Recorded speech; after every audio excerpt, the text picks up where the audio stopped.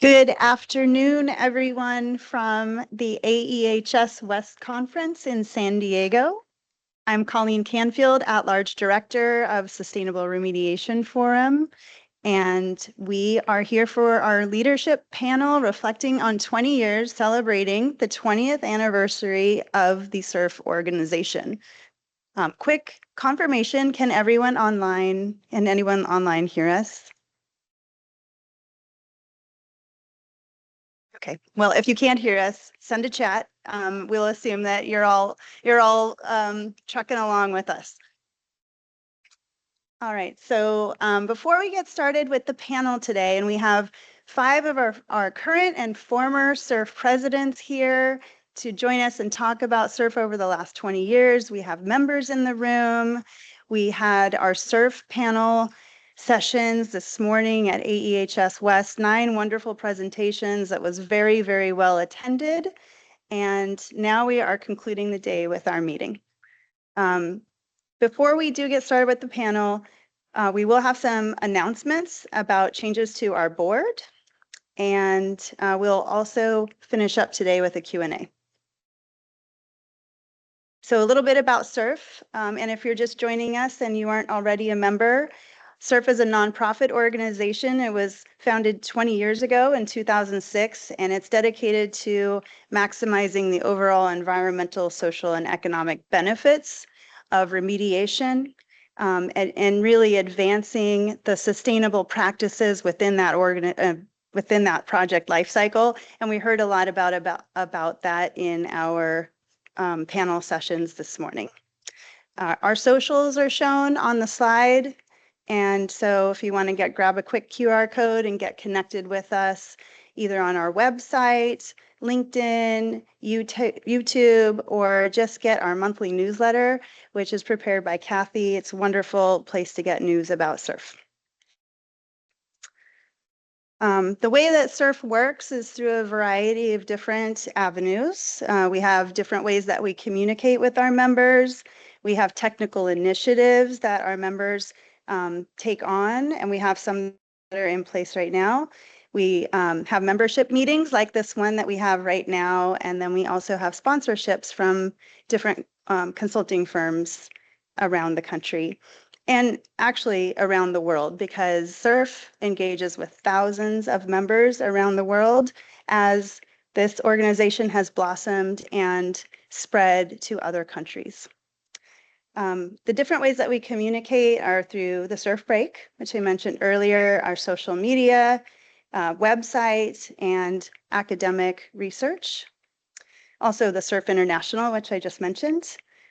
The technical initiatives, which I mentioned earlier, the one that we have in the works right now is the Restore tool, which is actually a wholly owned SURF tool that will be used for evaluating and screening different remedial technologies. You might be familiar with SiteWise and CIFA, but now we're moving into developing our own tool called Restore.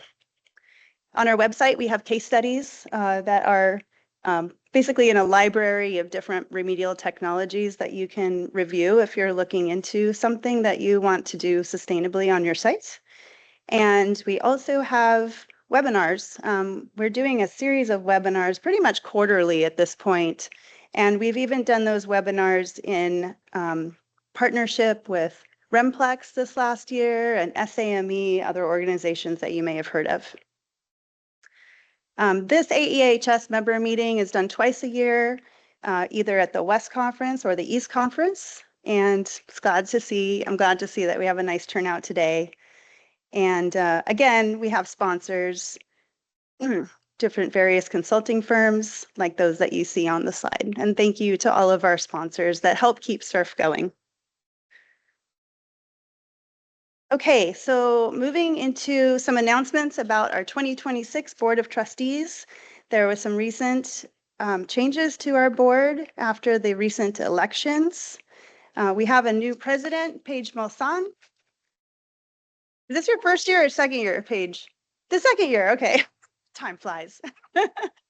Yeah, so Paige is our president. Sylvia Rathmel is our new vice president. That's where I was going. She's not here with us today. Hopefully she's online. Brianna Moak, our secretary, and Haley Young is our treasurer. Haley is also here with us in person today. The at-large members consist of myself, Colleen Canfield. We have both Jordan and Rachel with us today, and they are new at-large members, so welcome. Thank you for joining our team. And then also Evan Starr and Julia Vidanovich.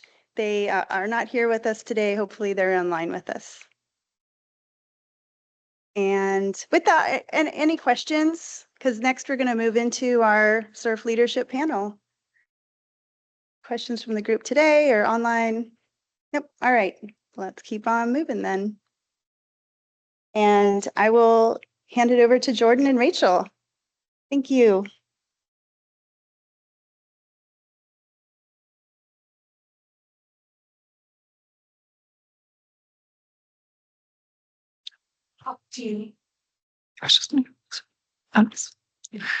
Okay, hello everybody. So I'm Rachel, this is Jordan, and like Elizabeth was just said, we are two of the new members on the surfboard, and it's a pleasure to be here, and even more so, a pleasure to introduce these fine 5 folks in front of us here who have been so influential over the past 20 years. Very excited to hear the work that they've done and the passions that they have to share. So with that, I'll pass it off to Jordan to start introductions. So first off, we have Paul Hadley to your left. He is a co-founder of Surf, and currently he is happily retired after 25 years at the California Department of Toxic Substances Control. He has served on the AEHS Advisory Board on behalf of Surf for 10 years, and he has also let me know that he does not want me to share many other things about him. Next, we have Stephanie Fiorenza. Stephanie has a PhD and is a remediation technology specialist at Jacobs with extensive expertise in PFAS, biodegradation, chlorinated solvents, and sediment remediation. She is also vice chair of ASTM International's E50 Environmental Assessment, Risk Management, and Corrective Action Committee. We have Gerlinde Wolf. Gerlinde is a senior environmental engineer and sustainable resilient remediation subject matter expert at Ramble. She has 13 years of experience in the remediation industry and has been a member of SURF since 2012. She has been on the SURF Board of Trustees as a member at large and president over her tenure at SURF. She has a personal goal this year of completing 108 yoga classes, which she has 25 done.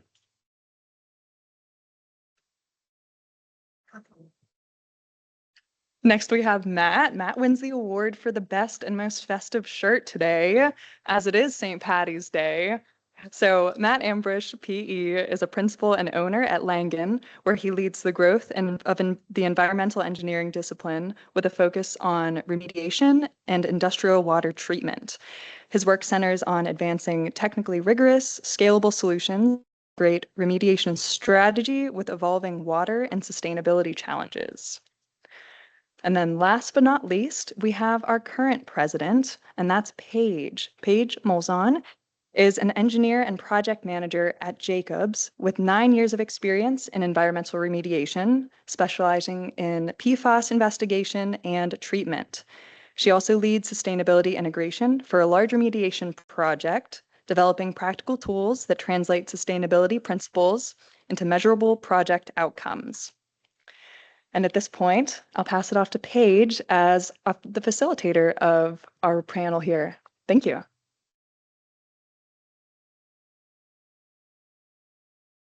That was so easy. Okay, thank you. Hi, everyone. Paige Molzon. I'm so excited to see so many people in the room and online. I think our technical difficulties are resolved. We're online, streaming live. So thanks, everyone, for joining either way.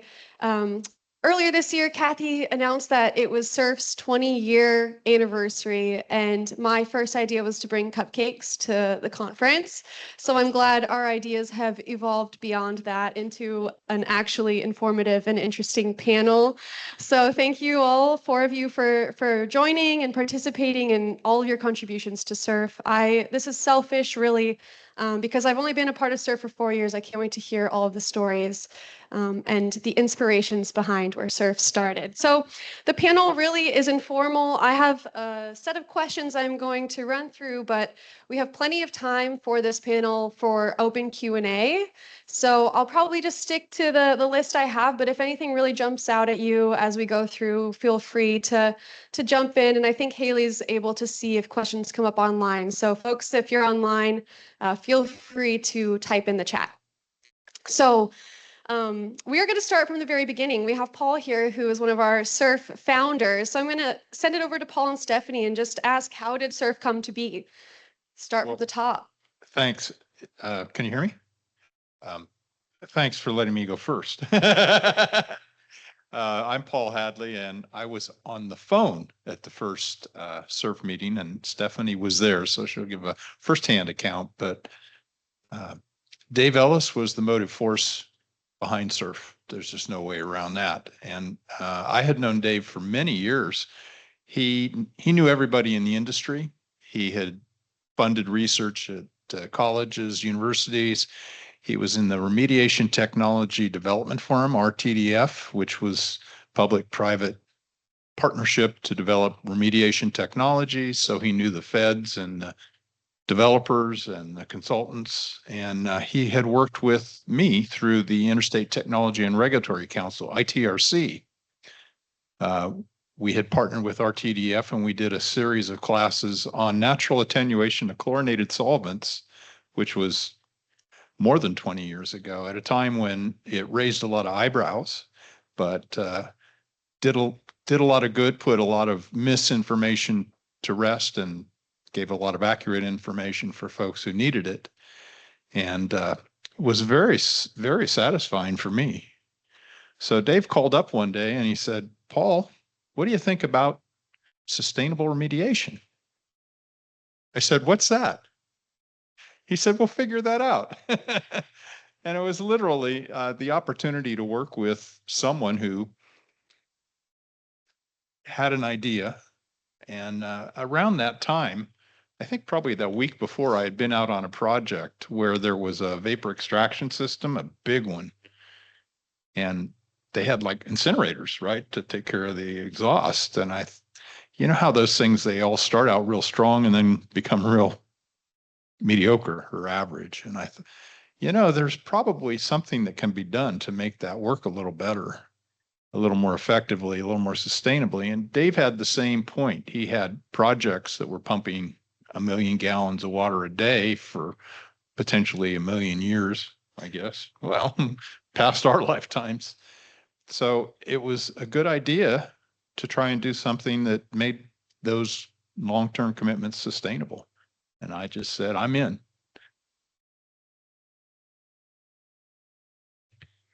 So I too received a phone call from Mr. Dave Ellis, or was it Dr. Dave Ellis? I think he is a PhD. Is that right? Yeah. Yeah, from Dr. Dave at DuPont. At any rate, I also have been thinking about the inefficiency of current remediation after having been at a remediation review session in-house, and at the time I was at BP, where, I had one project manager talking about a site where he had technicians driving 80 miles one way to check on a soil vapor extraction system. I thought, well, there's got to be a better way, to be handling this. And so when Dave called me up and asked about sustainable remediation, I was like, I'm in. So I got my plane ticket and off I went to DuPont headquarters. And eventually I showed up at the meeting, and it was very exciting. We had about 6 or so people in attendance and a couple remote. And, the original attendees formed the nucleus of SURF, and we continued to meet, I think, almost quarterly, for the first couple of years. And really moved, advanced very quickly. We wrote the surf white paper, which was really a sort of big landmark event for us. But going back at our first meeting, I mean, we had someone from EPA present. Yes, there was always a regulatory involvement in sustainable remediation.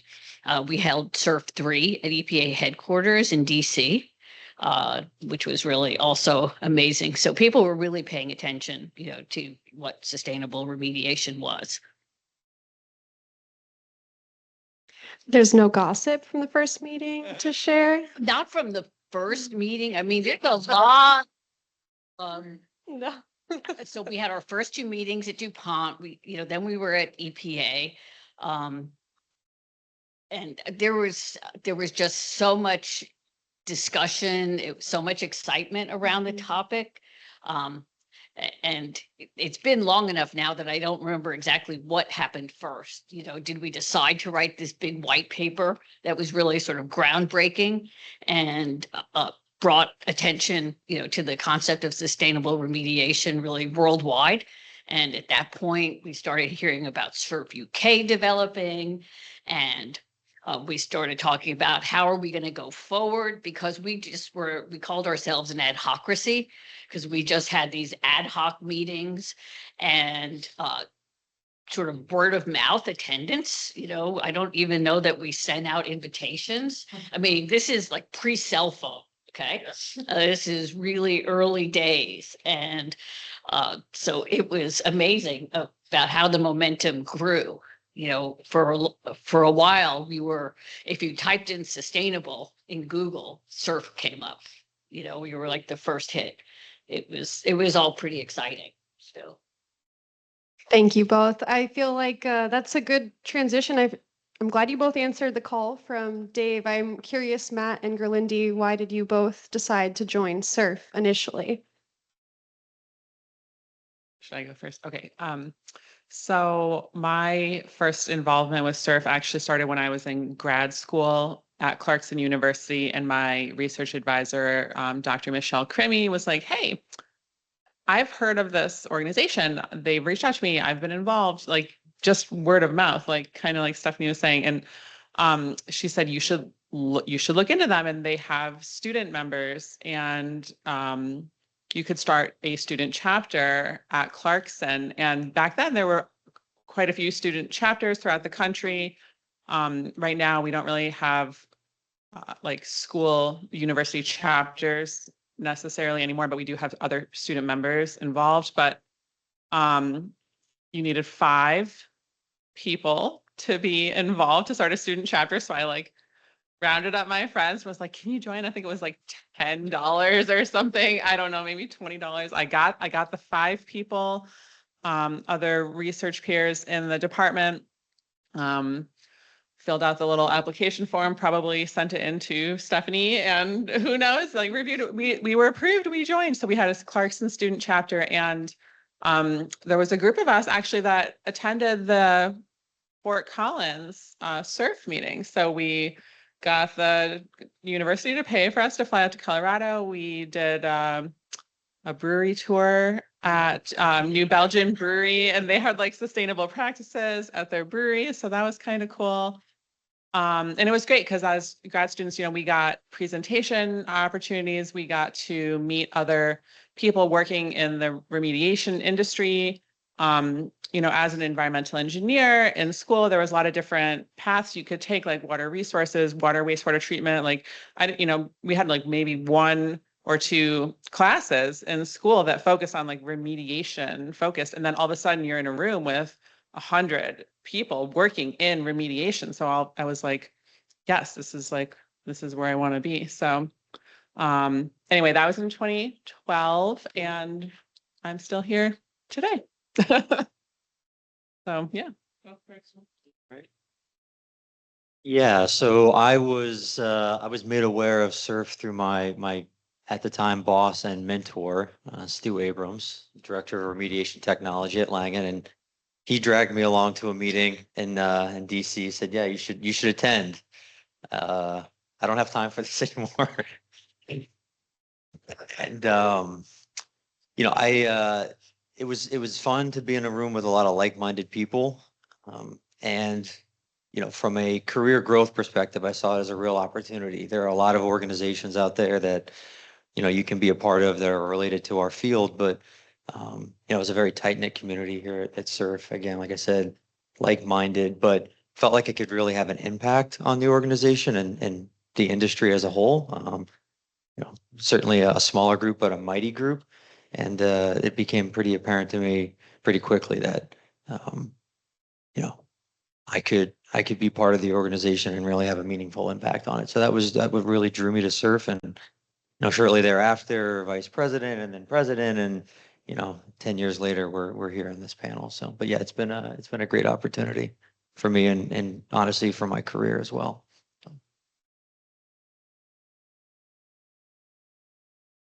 Just a thought here. How many people that are serving on the surfboard were invited by word of mouth still? I feel like that's still how I got involved. Yeah, I think most of us that are involved in the surfboard are here still through word of mouth. Sounds like these two as well. So I feel like the heart of the original surf phone call still lives on through those of us joining and supporting this board today. So thank you.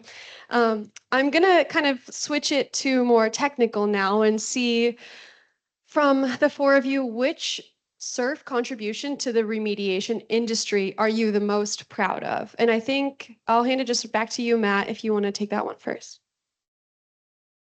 Yeah, I think it's a little bit broad, but I think I would categorize it as awareness. As I said earlier, it's a small group, but it's a very mighty group. And I think when sustainability wasn't a known or popular word, surf was still at the forefront, spreading the word about it.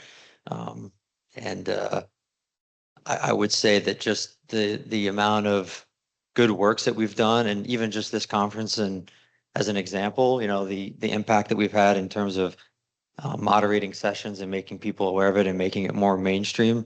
And considering the size of the organization, it's just very impressive. I think we've got a lot of tentacles out there, whether it be our involvement with ITRC.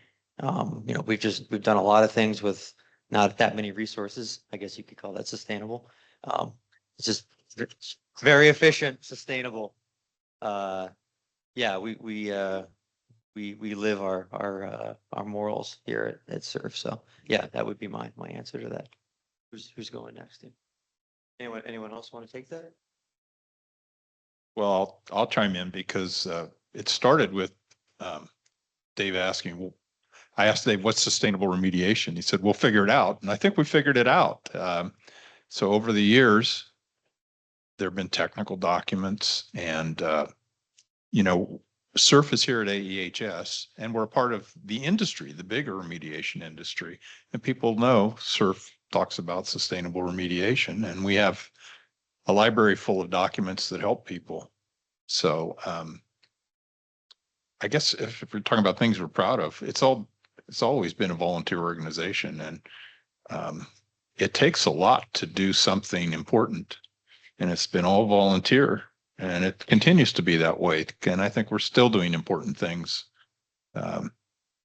outside of our 40-hour a week or maybe 50-hour a week jobs. And so I'm just really proud that people keep coming back and keep doing it. I would add too, we were able to maintain site-wise on our website when the founders couldn't even do that. So I don't know. That's pretty impressive to me. So let me see, from my heavy involvement years with Surf, I'd say first thing that I'm most proud of is the Surf white paper, because that really was groundbreaking.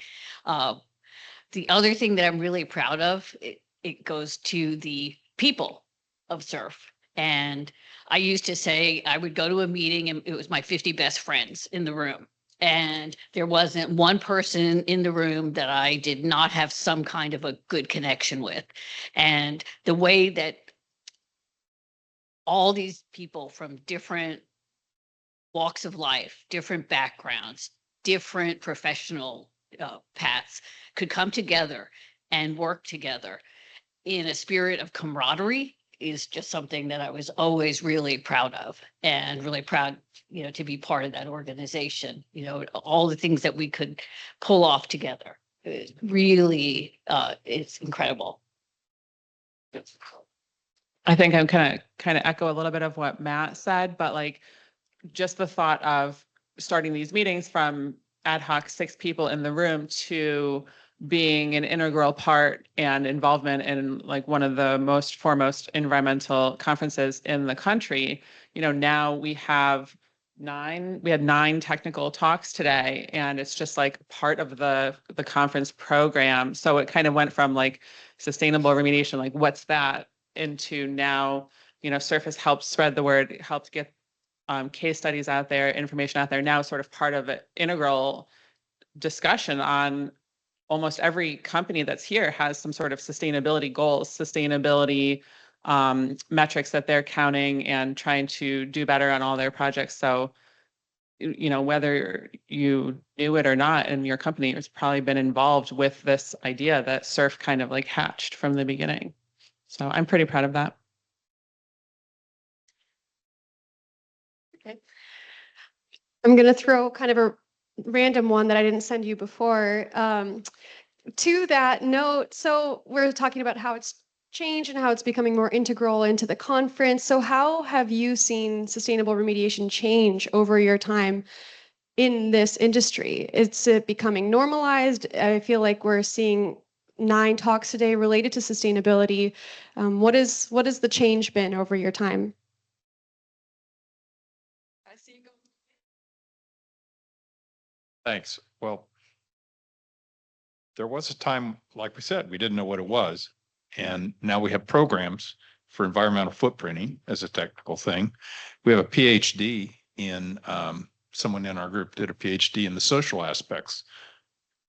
And I know we have case studies. There's one in particular of I think they strove for zero carbon net cleanup, and it was low energy, very effective, efficient. So we have something in about every area, whether it's the social kind of soft stuff or the technical hard stuff. And that wasn't there before. And most importantly is the thought that went into each of those is a thought process that's out there in the industry. You can't do stuff you can do stuff you don't think about much. It's not a good idea. Over 20 years, there's been a development of the thinking in each of those and progress. And progress has been hard won. So I think that's a change. Well, and something else, we also now have, some guidance at the state level. Certain states like New York State, Wisconsin, have incorporated and state of Washington, where you have to consider sustainability when you're doing remediation. So now it's not just a fringe concept; it's a mandate, and so that I think is also really important.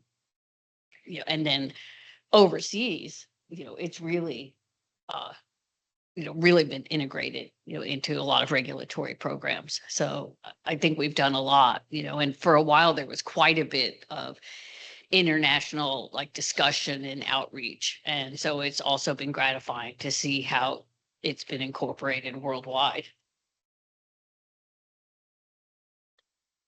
So I vividly remember the first meeting listening to a discussion about whether it was sustainable or if it was greenwashing. And this conversation went on for hours. And I remember just thinking it was just semantics, right? We were all saying sort of the same thing, but one was putting a more positive spin on it than the other. And I think what I've seen over my tenure here is that people are wanting to take credit for the things that they're doing. I think before it was maybe, I don't know that we were necessarily recognizing different ways that we could be sustainable, that we already were being sustainable. And I think the industry as a whole now is more willing. And in some cases, as Stephanie said, there are guidance or regulations that require you to take responsibility or take credit for some of the things that we're doing. So I would say that certainly the definition and people on board in terms of what is sustainable and what's not, and kind of playing that semantics game I've seen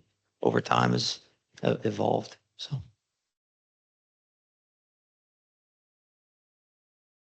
Yeah, I'll just add on a little bit about the social aspect. I think like when it first started to hatch this idea about sustainability, it definitely seemed a little more focused on environmental footprint, driving out to the site,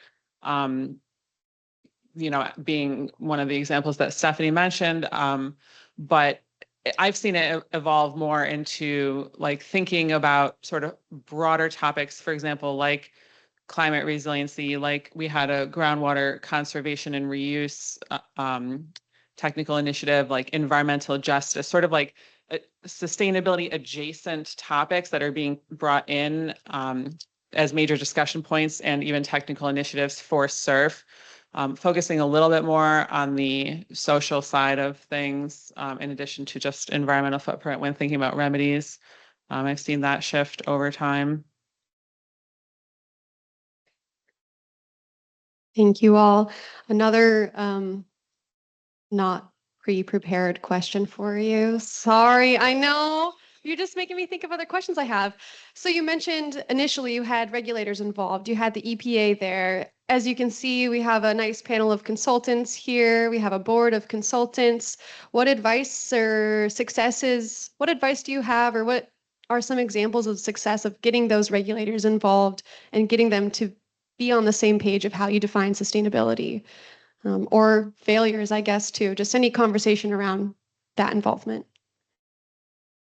Okay, well, so for another discussion of green versus sustainable, I mean, it really has been a big distinction. I mean, we had EPA involvement from the very beginning, but there was also resistance within the agency that by discussing sustainable approaches to remediation, that we would be weakening the remedies, and not trying to achieve cleanup, and looking for an easy way out, which, wasn't the point at all. It was the point was to do something that was, mutually beneficial in all aspects of its application. And so, I mean, this ended up, when a number of us became involved with ITRC and we really wanted to put out a guidance document through ITRC, we ended up with a compromise approach, which we called green and sustainable. And, where green was just looking at the environmental benefits, and sustainable was looking at that whole picture, looking at the societal impacts and the economic, impacts as well as the environmental. And that was okay. And EPA participated, in that ITRC program. But then we were like, okay, let's go all the way and go to ASTM.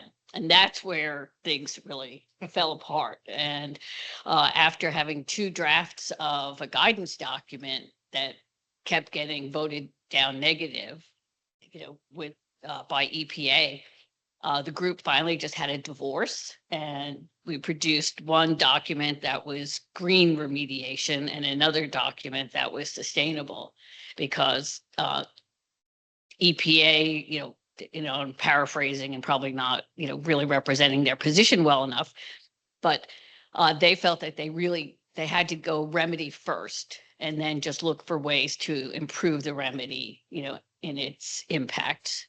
And so that became green remediation. And the sustainable group said, no, we want to look at everything at once, from the beginning, and selecting the remedy that way. And so what really drove the 2 aspects apart was the remedy selection piece, and so that was the history of it. Now it's, more broadly applied, and a lot of sustainability analysis is still largely, assessing the environmental impacts. If you go back and look at the white paper, it really talked about the environmental impacts primarily too. But anyway, I'm sorry, I don't even know. What was your question? Where did I start? Oh, the regulators. Yes. So anyway, so at about the time of ASTM, it really became clear that the only way we were going to have, federal regulators, involved was with the green remediation piece. And so that's the way it continued, and I still participated in that group as well, as the sustainable, remediation group in ASTM. But we stopped having as much participation from EPA at SURF at around that time. I can't give you the exact year, but that's what happened. So, but we did have a number of state regulators, and we would always invite them to our meetings when, we would try to move our meetings around the US so that we could get different states to attend our meetings. So that was how we had regulatory participation. So in the early days, Dave Ellis I can remember him putting up this slide, and it was from a Greek person from like 5,000 years ago. Said, woe to anybody who tries to change things, because you will find your friends are not your friends and your enemies are worse. It was change. Woe to the person that proposes change. We propose change. So the remediation industry is really huge, and the ratcheting up of the regulatory part is really huge. And to change something, it kind of like shakes everything.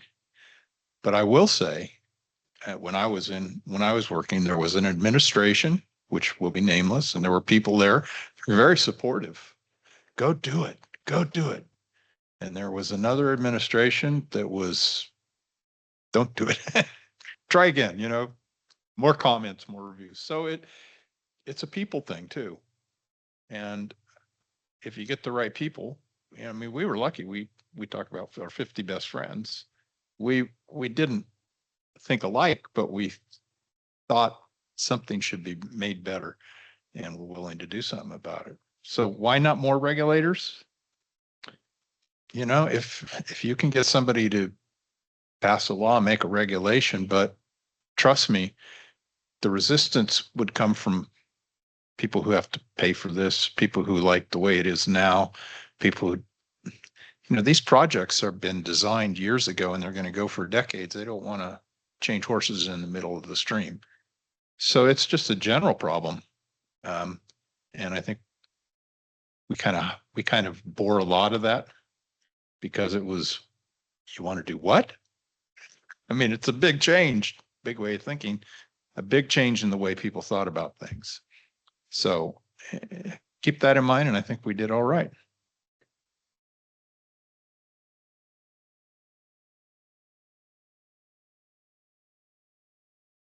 All right, I have one question for you, all four of you, is if you could give one piece of advice to the next 20 years of SURF leaders and members, what would it be?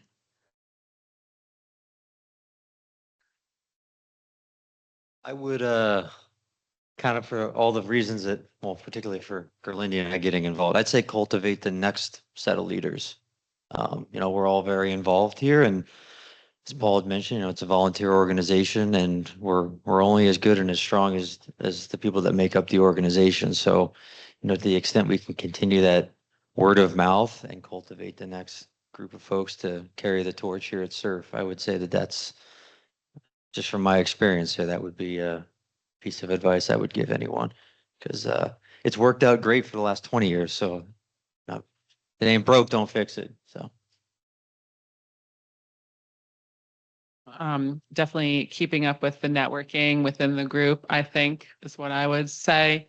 It's good to have friends all over the place. So yeah, you don't need a large group to make a big impact. Sometimes a smaller group of dedicated people is all you need. And I think SURF has done pretty well with that. So keeping up, you never know who, you might not talk to someone for 5-6 years, and all of a sudden you work together again, and it's good to keep in touch.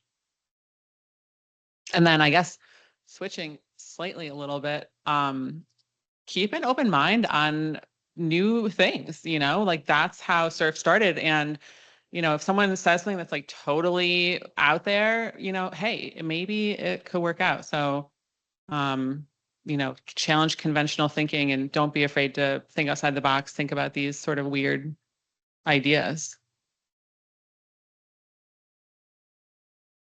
So I'll kind of piggyback on some of that. In my earliest days in this industry, I remember going to a class and thinking these professors are just full of it. This doesn't happen. It was bioremediation, by the way. They thought they're bugs that do this stuff. And I thought, there you don't do any of this stuff. What are you talking to? Groundwater sterile. And so once I became enlightened, that became my career path. I talked about bioremediation and innovation things. So don't be closed-minded like I was. New ideas are new because some of them aren't all that new, but they all have merit, and everything works someplace. Nothing works every place. So find a place for it to work. And I think for the organization, it's a real opportunity for professional development and growth. If you like sitting at your desk and reading reports and going to meetings that like speaking from the government they're always the same. There's very little change. If you like that, you're in the right spot. But if that's not your cup of tea, maybe an outside organization like this one is a chance for you to fulfill some of your ambitions and meet a great bunch of people, frankly. I mean, the network in surf is just terrific. So that's what you can tell people that doubt or wonder if they should join. And I would just say, have hope, you can do it. It may seem impossible, like this crazy dream that you have, or, this idea that doesn't seem like it's really going anywhere, but keep at it and you'd be amazed at what you can, what you can produce. And with the right people, keep up the word of mouth, identify students, try to bring, students and younger folks in, because they'll have other dreams, and add that dream, So that would be my advice. Thank you. I have one other random one. But how do each of you define sustainable remediation? And I know that's kind of like everybody defines it differently, but like, what does it mean to you? How do you define it? I call myself a sustainability salesperson sometimes. How do you sell sustainable remediation? And has it changed, I guess, too? I'll go first. My first surf meeting that I went to, we spent hours talking about this and everyone wrote it down on a note card and then they read off what people wrote and people were arguing about this. And so it's pretty funny, but I guess like if I had to, I guess I'm going to throw it back and say, I'm not really going to provide like my personal definition, but I'm going to say that I think it's very important that how you define and implement sustainable remediation should be on a site-specific basis. Because I guess for me, the answer is different depending on how your site is, what is important for that specific site. And I like to look at things like through the different lens for all of that. So the answer is it depends. I actually have a very similar answer. I was going to say it's site specific, but I think it's efficiency and effectiveness. I think, and that depends on the site, what's efficient and what's effective. And efficiency comes in a lot of different ways, whether that be a schedule, whether that be cost. But looking at the core tenements of sustainable remediation and making it the most effective and efficient strategy possible. And I mean, that's kind of engineering in its definition, I would argue as well, but yeah, it depends.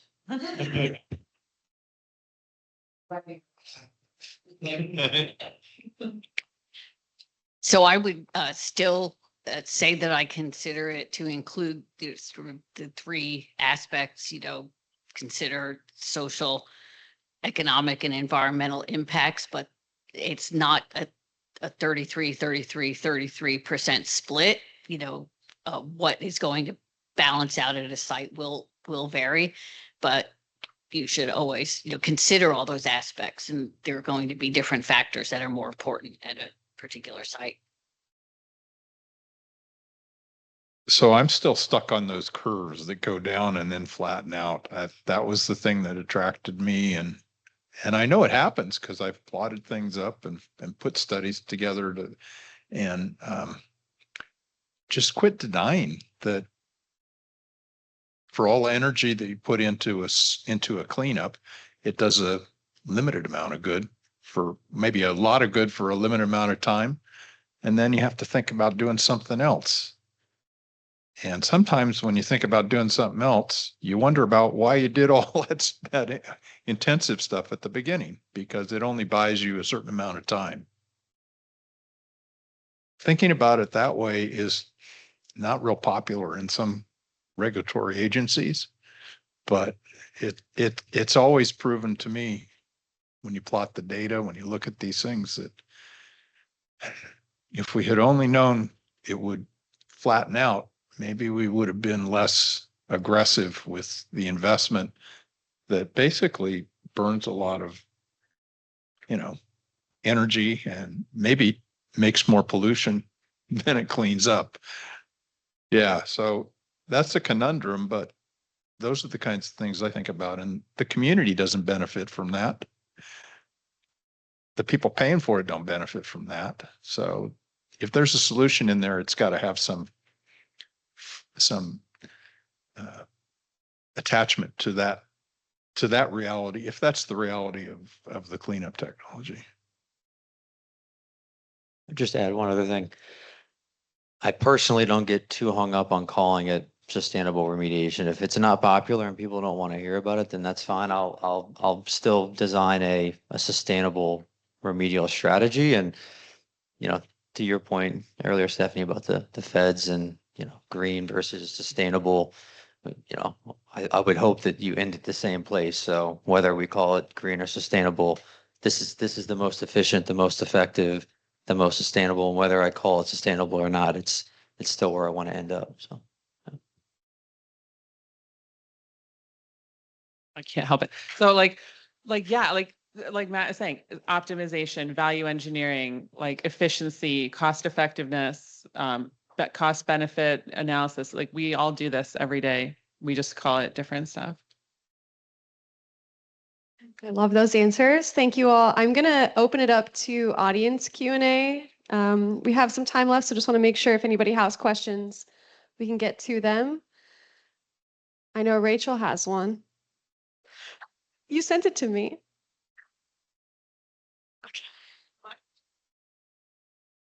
Okay.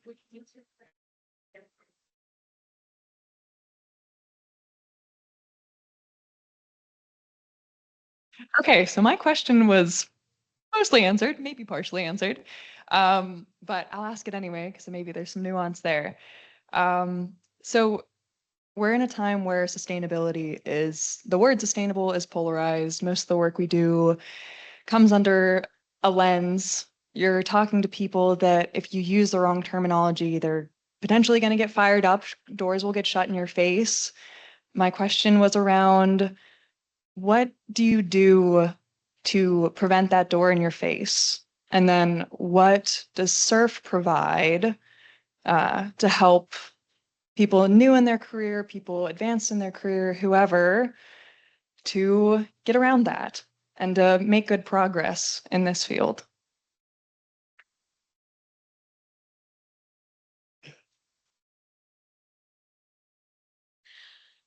So for the first part of the question, I would say similar to what, Matt and Gerlinde discussed, efficient approach to remediation, at your site. This is really a solution that takes a lot of factors into consideration. Is going to get you to where you need to go without calling it sustainable. What can SURF provide? I think SURF is really an open and free thinking group. And I think it's a home for people who may feel like they have to censor themselves elsewhere, that can come and really freely express ideas and progress them. Yeah, I kind of answered the first one already, but I'll go ahead and answer the second. I think it's whether it's the network that can provide it, that this network, or the documentation that we've compiled, but examples of how it's been effective, or case studies or documentation to show the benefits of doing some of the things that are quote unquote sustainable. So I think, if you were to have to present that to someone, hey, look, we've done this somewhere else. It's been effective. Again, whether you call it sustainability or not, to have that sort of horsepower to demonstrate it's worked in the past under similar conditions. I think SURF offers both the network and the documentation to support that.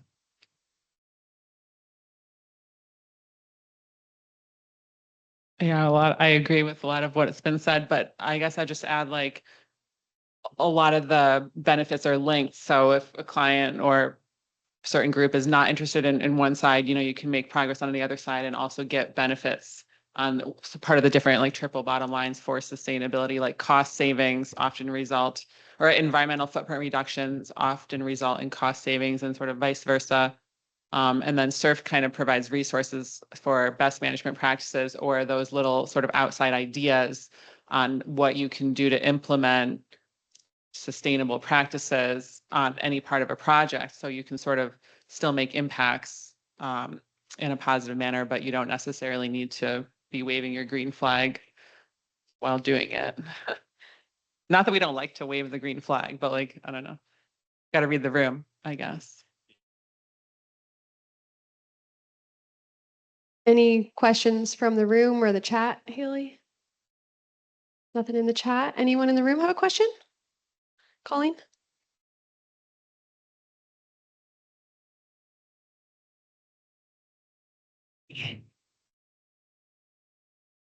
Thank you all so much for this conversation. It's been really enlightening to me, even just as somebody who's embarking on my third year on the board and has been aware of your work for the last 20 years.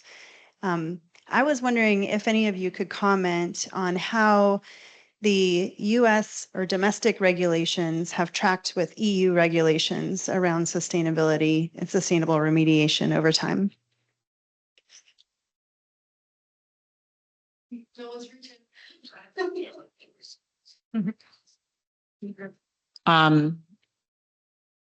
I don't know if I can speak super well to the EU regulations part, but my company Ramble is based in Copenhagen, and we do have a pretty significant EU presence. And I've noticed that the way sustainability is thought about and implemented there is a little different than the way we do it here. I would say most of the projects that I work on with the sustainable remediation aspect are driven by environmental footprint comparisons. And I would say my experience in talking with colleagues overseas, it's like a little bit less focused on that. They're always like really impressed that we have these environmental footprint tools, SURF and CIFA, even though they may be a little outdated, they're always very impressed that we have this ability to even get an order of magnitude estimate between remedy comparisons.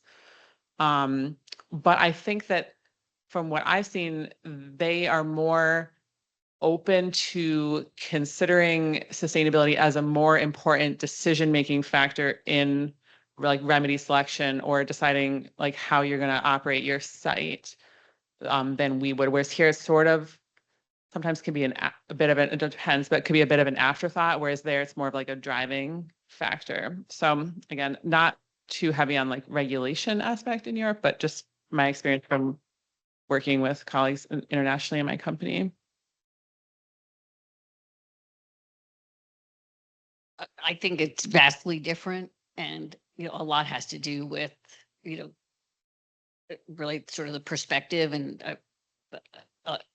in Europe of like land use versus the way the environmental laws were developed in the US. And so I know rightly a lot of agency members feel like they have to implement the law, as written, and which is essentially punitive. And and have to maintain certain standards. I know as a founding SURF member and early board member, I was always kind of frustrated at how rapidly like SURF UK could really advance things, but that was because the government was really freer to work with Surf UK and develop regulations, to have to consider sustainable remediation and, incorporate sustainability into decision making. So it's just a very different mindset. And unless, and I remember hearing this from Carlos Pachon from the EPA, unless we were able to get Congress to, change CERCLA, the EPA could not move away from the way they did things. And, that's just fundamental. And so.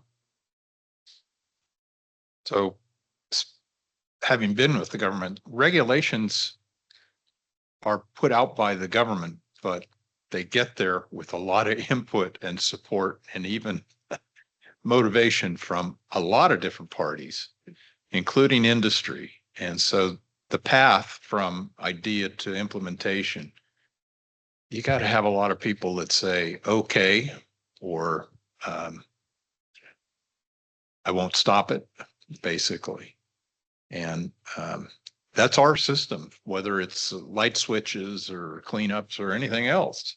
So I want to pat ourselves on the back a little bit because progress has been difficult without, we have had industry support, but to get it to a regulatory change, especially at the national level, man, that's the heaviest list that I can think of. So I think we give ourselves credit for making the world a better place. Yeah, that's pretty good for 20 years of volunteer efforts. Yeah, so good for us. I didn't say me, I said us. Thank you. So we do have a question online from Betsy Collins. She said, in the 10-year white paper, surfers looked forward to the next 10 years and hypothesized we would see transformational changes related to climate change, emerging contaminants, big data, and machine learning. We're now a little more than halfway through that 10 years. So do we still agree? And what else would you guys like to add to the list?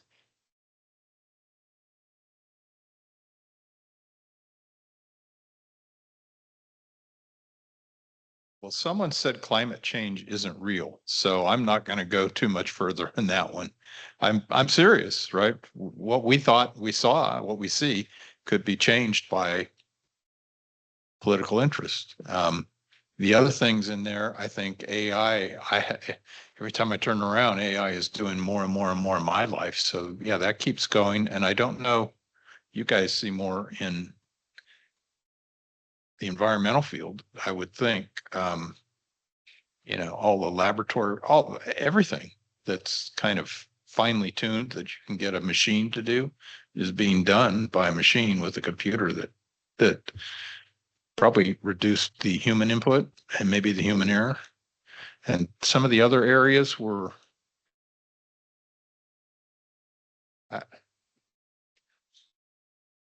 yeah. Don't we have enough? I mean, PFAS is, would I add as emerging contaminant? I think Stephanie can. Say repeat the list, but no, let me go pass it to Matt. That was a pretty big list. What do you think?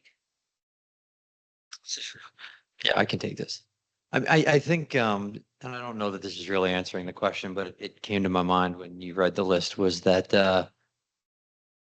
I think, and this has been a discussion point, I think it's served recently in terms of, and it goes to the efficiency thing, it's just we collect a lot of data.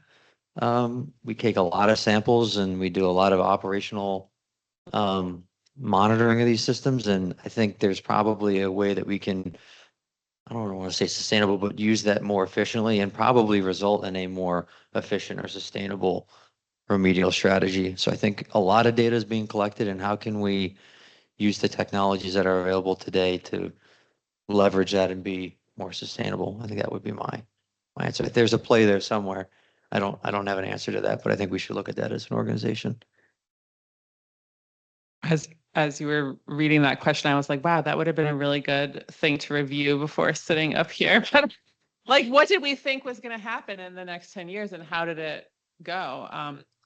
So anyway, I'll have to go back and look at that. But what came to my mind was, especially when you talked about like emerging contaminants, is I feel like things change so fast, but they also are slow. Like PFAS, I don't work in PFAS too much, but from an outsider's perspective on it, it just seems like there's so much info and it's everywhere, but also like the progress maybe has been a little slow, or maybe perhaps the problem was a lot bigger than we originally thought. And the more we study it, the bigger the problem becomes. So the slower the progress is to sort of fixing it, if we can even fix PFAS, I don't know.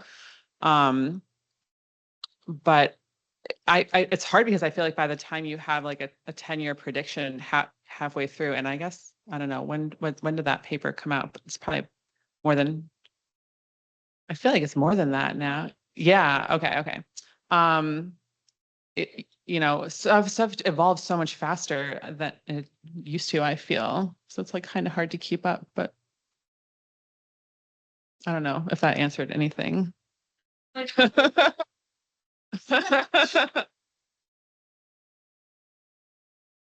Betsy, can you unmute yourself and provide input? I don't know if you can do that.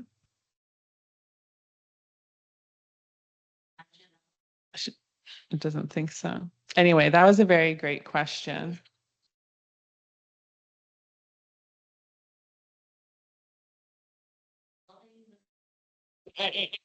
Thanks, Betsy. You have another question online? Any questions in the room first before? Yeah, Jordan, we can alternate.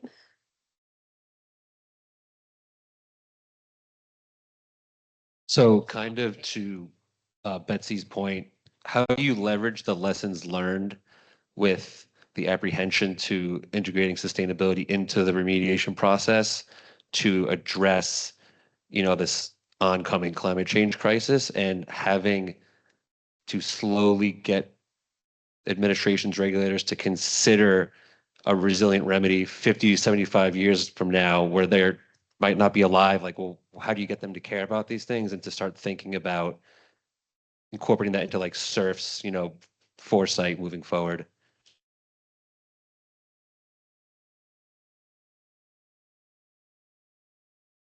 Really fun question.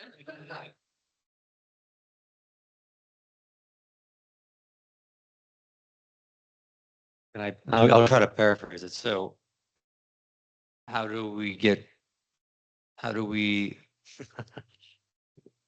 I guess, get regulators on board with us designing around climate change? Is that ultimately what the?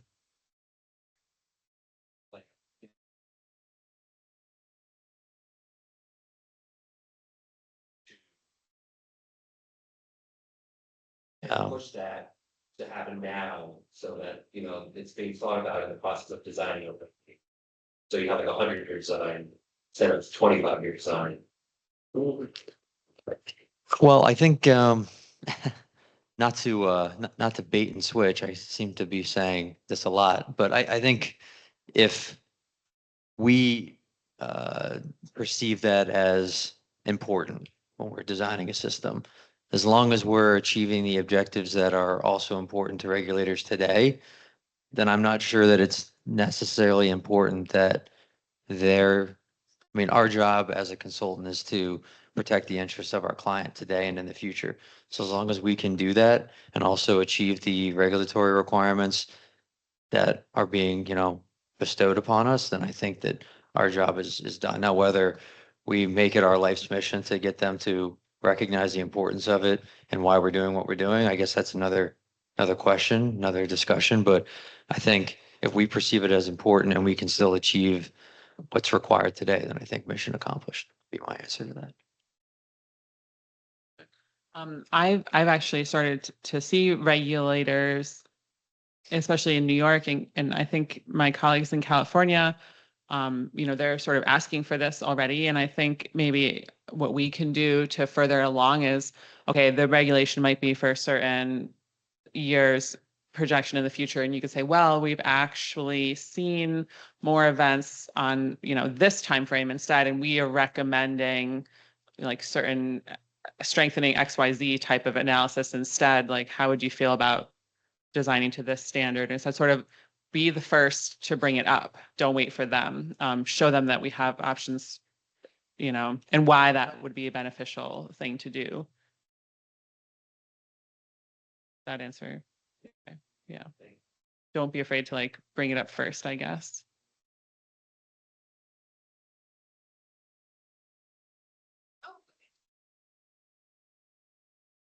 All right, so earlier you guys had discussed how it kind of all started with what is sustainable remediation, and then Gerlindy had talked about how it branched into climate vulnerability and environmental justice and things like that. For this question's for everyone. So looking ahead, what do you think will define the next major wave of innovation in sustainable remediation?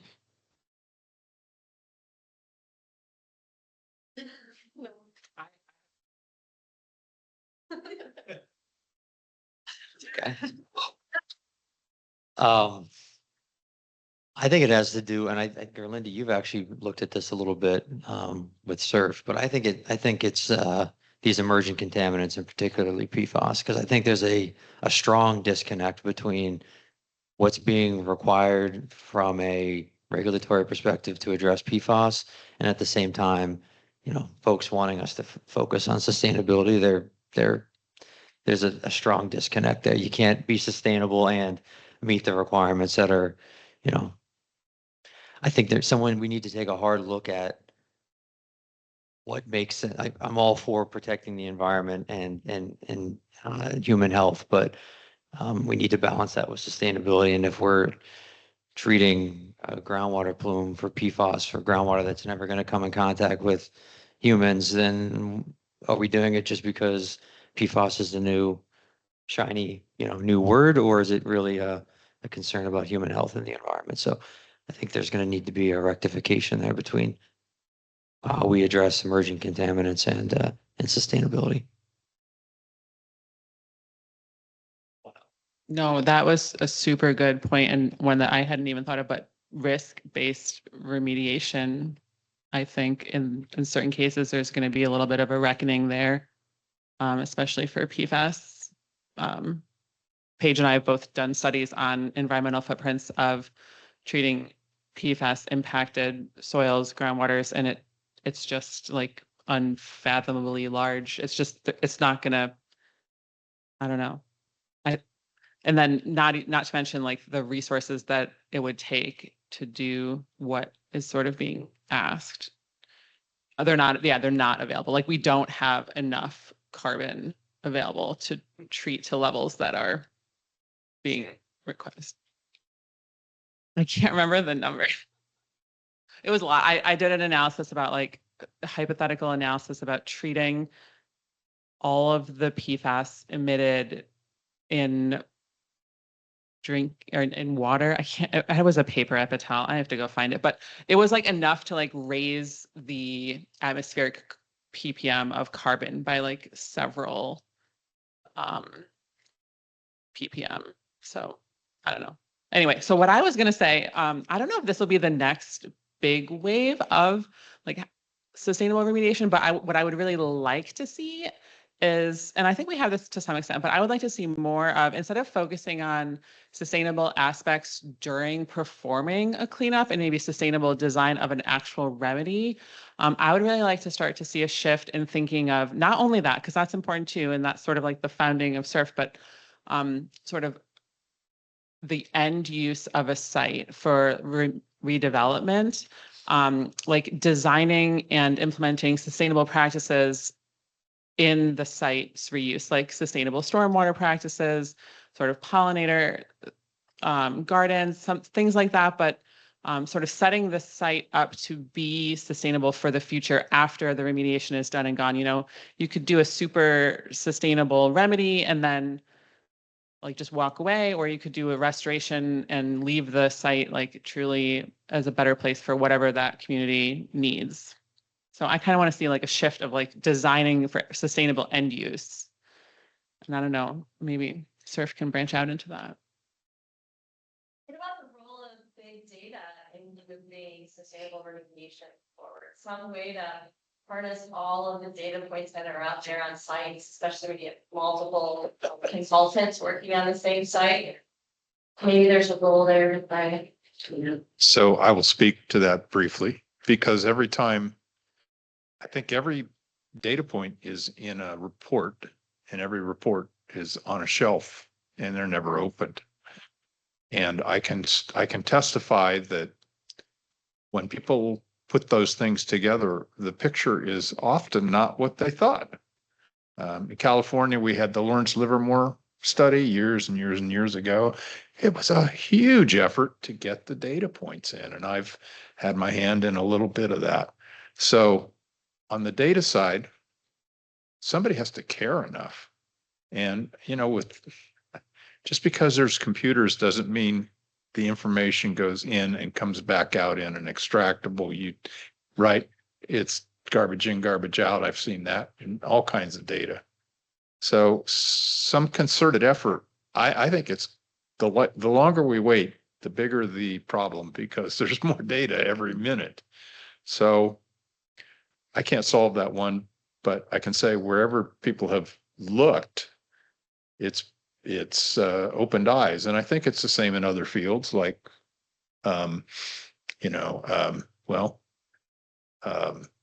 diseases that spread, this doctor sees something and that doctor sees something and and they're new and they put it together and then they figure it out. And we haven't been able to do that with environmental data. It just goes on the shelf. And what a tragedy. But yeah, I think I can't fix that one, but Well, I think that was Matt's point earlier, which was, to harvest the data that we already have and, use these, use AI and these other tools that we have, to learn some lessons. I guess for me, I would say, I think it would be important for SURF, especially in these times, to once again look at sort of the social aspect and drive things down to the community level, and see if there can be more of a, I'd say almost a grassroots effort, to incorporate sustainability at impacted, brownfield sites, whatever, so that the redevelopment that happens is really what the community is interested in, and also work with communities for their improvement in knowledge of the situation that they may be living in. before I forget, because forgetfulness is never, we talk about the big picture and the big problems and all, but I was remembering being at Colorado State and other places where the students put their posters up and they were doing some incredible things that moved the needle a little bit, all of them. And so that's possible. That's doable. There's this talent, this hunger and capability. And I don't know if it's going to be a big impact, but any progress is good. So our universities, with innovation and a little bit of the thinking that we have, I think what I've seen, what I remember was just eye-opening, that their talents were far beyond anything I imagined. So if that's progress, I think maybe we have a hard time harvesting it because they graduate, but nothing wrong with the research that could go into this.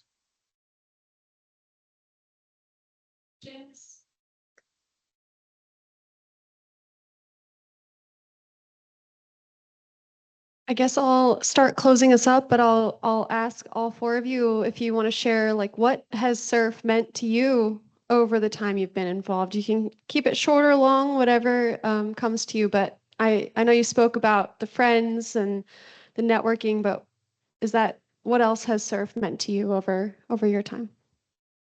Or that could be the main thing. I think this would probably be a common theme, but again, it's really just the people. I love the network that you get. I like being involved in sharing sustainable remediation knowledge, being involved in sort of trying to pick the next little bubble to push the circle outward on. And sometimes those ideas don't really go anywhere, and sometimes they go a ton of different places, and it's just really cool. So I think I'll have to go with empowerment. I think it gave me a platform opportunity to move the needle in an industry that I was already working in and passionate about. And, selfishly too, was a career growth opportunity for myself, something I could point to at my organization and say, this is something I'm involved with. I'm actively involved in it. I'm integral to the organization and hold a leadership position, which is hard to do in an organization that's 10,000, 20,000 people, like some of our other organizations in our industry are. So I would say the empowerment that I got from SURF. For me, I would say SURF was really transformational. It led me to not only meeting, all sorts of people and a great network and great friends, lifelong friends. Paul and I still, we did, well, not just that. We talk every 2 weeks. We have Zoom calls. We've kept up with, many of these people are now like my dearest friends. And in addition to that, professionally, it was something. I used to call SURF my hobby. It was my avocation. It's what I spent my free time doing. I would stay up late at night or on weekends and do work on SURF. It was just that important to me. Like all good things, sometimes you can't put as much into it. So I've really backed away. But then amongst us founders, there were, we were like, it's time for, new people to come in, have new ideas, take things in another direction. So it was sort of a natural consequence, of like, okay, now it's, I've done what I can. Let's pass the ball on to some others and let this great thing continue. So rather than think of what it's meant, I think of what if I hadn't done it? Oh man, Right. what a miserable career it would have been. Well, I'm in California. It would have been less joyful. Yeah, I just thought of it that way. What if I hadn't done this? It would have been such a lesser career and a lesser personal life. People here from 20 years ago or 20 years ago and every year since then. And so hopefully I don't know about, I can't promise you 20 more, but I'll be here next year. So yeah, that's the way I look at it. Without SURF, it would have just been shallow and something really important would have been missing. So.